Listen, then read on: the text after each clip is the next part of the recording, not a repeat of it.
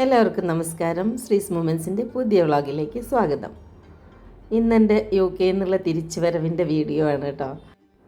അപ്പോൾ ഞങ്ങൾ മിഡിൽസ്ബ്രോയിൽ നിന്ന് ബസ്സിലാണ് മാഞ്ചസ്റ്റർ എയർപോർട്ടിലേക്ക് പോകുന്നത്. അപ്പോൾ ബസ്സിൽ കയറിയിരുന്നപ്പോഴത്തെ അവസ്ഥയാണ്, എന്താ പറയുക, എല്ലാവർക്കും സങ്കടമുണ്ട്. അക്കു കളിയാക്കുന്ന പോലെ അഭിനയിച്ചുകൊണ്ട് കരയാണ്. അഭിനയിക്കുകയെന്ന് ഞങ്ങളെ തോന്നിപ്പിക്കാൻ വേണ്ടിയിട്ട് അവന് സങ്കടമൊക്കെ ഉണ്ട്.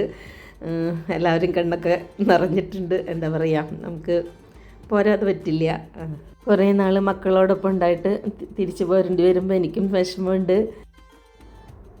മിഡിൽസ്ബ്രോനെ പുറകിലാക്കിക്കൊണ്ട് ഞങ്ങളിങ്ങനെ പോയിക്കൊണ്ടിരിക്കുകയാണ് കേട്ടോ. അവിടെ നിന്ന് 3.5 മണിക്കൂറുണ്ട് എയർപോർട്ടിലെത്താനായിട്ട്. അപ്പോൾ വീട്ടിൽ നിന്ന് 6 മണിക്ക് ഇറങ്ങി. ഫ്ലൈറ്റ് ടൈം ഉച്ചയ്ക്ക് 1:30ക്കാണ്. അപ്പോൾ 3 മണിക്കൂർ മുമ്പ് നമുക്കവിടെ എത്തേണ്ടതുണ്ട്. അപ്പോൾ അതിനായിട്ട് പോവുകയാണ്. അപ്പോൾ ഇത് ഞങ്ങൾ മാഞ്ചസ്റ്റർ എയർപോർട്ടിലെത്തി.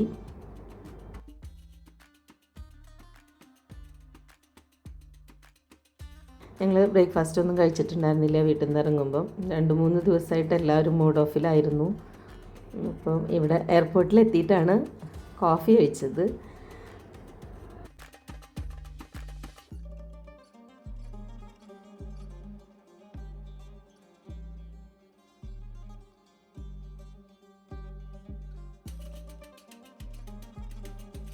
എനിക്ക് കണക്ഷൻ ഫ്ലൈറ്റ് ആയിരുന്നു, മാഞ്ചസ്റ്റർ ടു ജിദ്ദ, പിന്നെ അവിടെ നിന്ന് കൊച്ചി. അപ്പോൾ തനിച്ച് യാത്ര ചെയ്യുന്നതിൻ്റെ എല്ലാ വിഷമങ്ങളും ബുദ്ധിമുട്ടുകളൊക്കെ ഉണ്ടായിരുന്നു. ഗേറ്റൊക്കെ കണ്ടുപിടിക്കാനായിട്ട് ഒത്തിരി നടക്കാനുണ്ട്, വലിയ എയർപോർട്ടായതുകൊണ്ട്. ഇപ്പോൾ ചില സ്ഥലത്തൊക്കെ നമ്മൾ വിഷമിച്ച് പോകും, എങ്കിലും അങ്ങനെ നോക്കി പോയിക്കൊണ്ടിരുന്നു. ലഗേജ് കൊടുക്കുന്നത് വരെ മക്കൾക്ക് വരാൻ പറ്റി. അതാണ് ആകെ കൂടി ഒരു സമാധാനം ഉണ്ടായിരുന്നത്.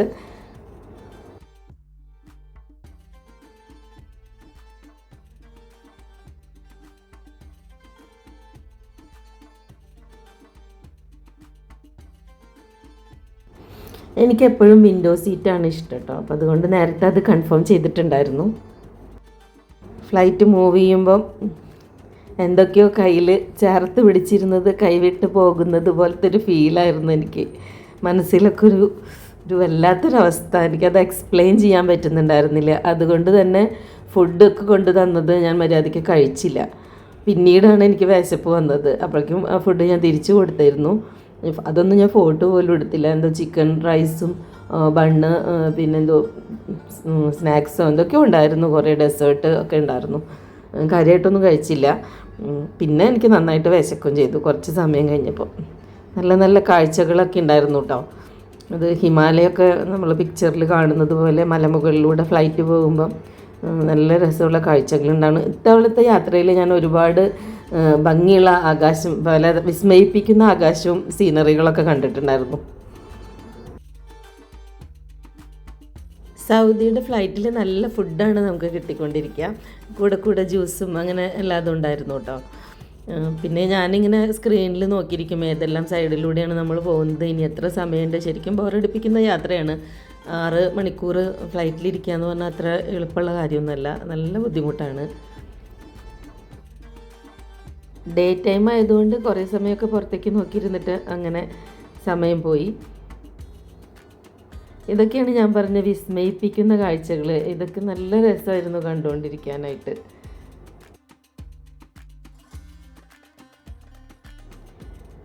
ഏഴ് 45 ആയപ്പോൾ ജിദ്ദയിൽ ലാൻഡ് ചെയ്തു.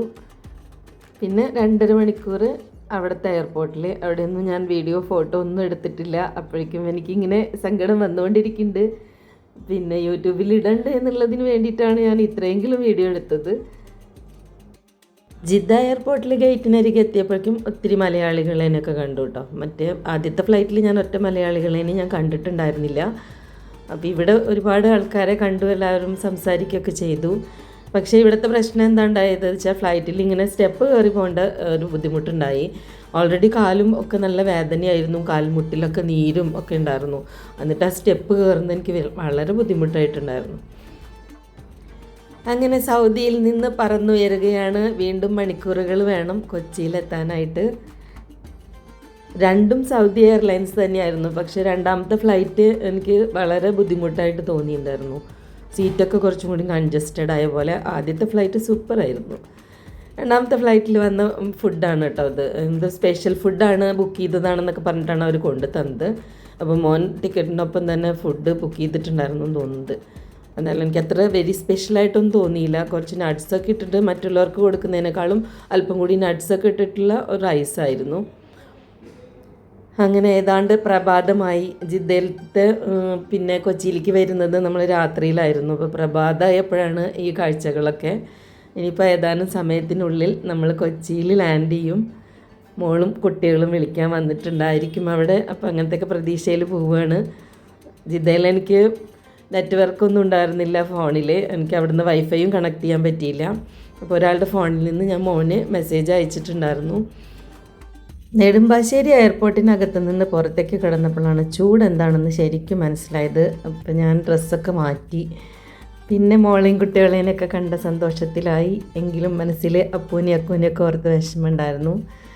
ഞങ്ങൾ ഫുഡ് കഴിക്കാൻ കയറി. പക്ഷേ ഞാനൊരു ജ്യൂസ് മാത്രമേ കഴിച്ചുള്ളൂ. ബ്രേക്ക്ഫാസ്റ്റ് ഒന്നും കഴിച്ചില്ല. ഒത്തിരി ക്ഷീണമായിട്ടുണ്ടായിരുന്നു. വീട്ടിലെത്തിയപ്പോൾ ഞാൻ ഗാർഡനിലേക്കാണ് ആദ്യം നോക്കിയത്. മിക്ക ചെടികളും അവിടെ കാണാനില്ല. എങ്കിലും അമ്മുവിന് പറ്റാവുന്ന വിധത്തിൽ ഉള്ളതൊക്കെ ഒന്ന് അവിടെ ഇവിടെയൊക്കെ ഒന്ന് അറേഞ്ച് ചെയ്ത് വെച്ചിട്ടുണ്ട്. വീഡിയോ ഇഷ്ടമായാൽ എല്ലാവരും ഒന്ന് സബ്സ്ക്രൈബ് ചെയ്ത് സപ്പോർട്ട് ചെയ്യുക. അതുപോലെ തന്നെ ലൈക്ക് ചെയ്യുക, കമൻറ്റ് ചെയ്യുക. Thanks for watching. ബൈ.